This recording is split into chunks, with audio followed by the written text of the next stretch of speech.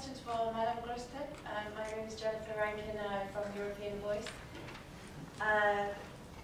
First question, what is your position on repackaging? Are you in favour of a ban on repackaging? And second question, on the cross-border healthcare directive, how concerned are you that this is going to be weakened in the Council of Ministers? And what do you see as the main problems between the Council and the Parliament? Thank you.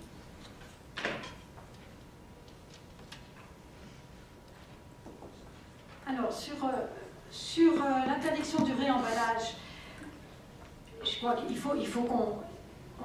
À ce stade-là, si vous voulez, il faut réfléchir à cela. Ce que je souhaite, moi, c'est tout simplement d'assurer l'intégrité de l'emballage. Ça, c'est fondamental. Alors, cela veut dire que, théoriquement, s'il y a intégrité de l'emballage, on ne devrait pas avoir à réemballer. Mais il peut y avoir des moments où cela soit nécessaire. Donc, ce qui est important, c'est qu'il y ait systématiquement un contrôle qui soit fait sur la traçabilité du médicament. C'est-à-dire que vraiment, on est l'assurance, en somme, que la boîte qui est délivrée est bien la boîte qui contient effectivement le médicament prédestiné à être dans cette boîte. Mais là d'ailleurs, c'est une question que j'ai presque envie de poser à l'industrie pharmaceutique en disant qu'est-ce que vous pensez de cette question? Est-ce que l'on doit interdire le réemballage? Ce serait la meilleure solution, mais je pense qu'il y a des moments où cela est nécessaire pour l'industrie pharmaceutique de pouvoir réemballer, le cas échéant. Bon, dans ce cas-là, il faut que ce soit fait vraiment de façon très méthodique, mais vraiment, ce qui est essentiel, c'est d'assurer l'intégrité de cet emballage-là. C'est-à-dire que lorsque le patient a cette boîte-là, qu'il ait l'assurance qu'elle n'ait pas pu être réouverte, sauf si l'industrie pharmaceutique a eu besoin de le faire, et dans ce cas-là, il faudra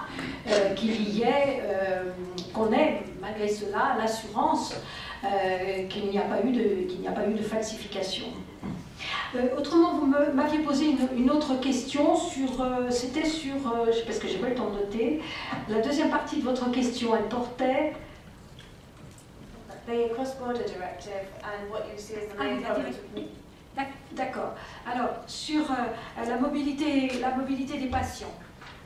Alors, il s'agit là, en deux mots, parce que le sujet est un vaste sujet, de créer beaucoup plus d'équité et de justice entre les patients, puisque aujourd'hui, on a une discrimination. On peut avoir des citoyens européens qui ont les moyens d'aller se faire soigner dans un autre État membre de l'Union européenne, sans nécessairement toucher le remboursement des soins. Donc là, c'est vraiment une directive qui est faite pour assurer cette équité entre tous les citoyens européens. En somme, c'est la justice qui permet de supprimer toute discrimination entre citoyens. Alors, je rappelle que cette directive, elle est faite pour reprendre les arrêts de la Cour de justice, et que nous ne souhaitons pas aller au-delà, mais simplement reprendre les arrêts de la Cour de justice, parce que c'est quand même un peu désagréable de voir que c'est la Cour de justice qui fait la législation européenne et non pas le Parlement européen qui cherche à élaborer cette législation-là. Donc, sur cette mobilité des patients, j'espère que nous aurons les propositions, donc je l'ai dit tout à l'heure, du Conseil début décembre, et qui devrait nous permettre de rentrer dans nos travaux de deuxième lecture, sachant que la présidence suédoise espère vraiment aboutir à une proposition début décembre. Ensuite, je ne vous cache pas que la présidence espagnole ne va pas beaucoup nous aider, j'imagine, à avancer sur la mobilité des patients, mais néanmoins, le Parlement européen essaiera de faire avancer les choses pour qu'au moins le deuxième semestre 2010, nous puissions voir arriver les discussions et le vote sur cette deuxième lecture. C'est en tout cas ce que je souhaite vraiment. Maybe I could just say a word on repackaging. It's a little bit like the message I gave on information to patients.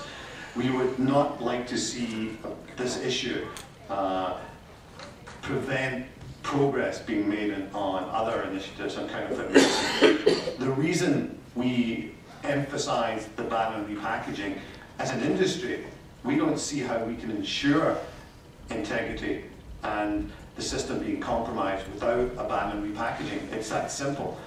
However, again, I want to describe to you today a pragmatism that you will see from the industry. If you put the patient at the centre of everything we do, we will accept any progress on this issue that reduces the risk. And I think ultimately people will come to the realization there is no alternative if you want to prevent counterfeit medicine, that you have to maintain the integrity of the pack, and hence there's to be a ban on repackaging. But let's not make that the reason we make no progress in the pharmaceutical package.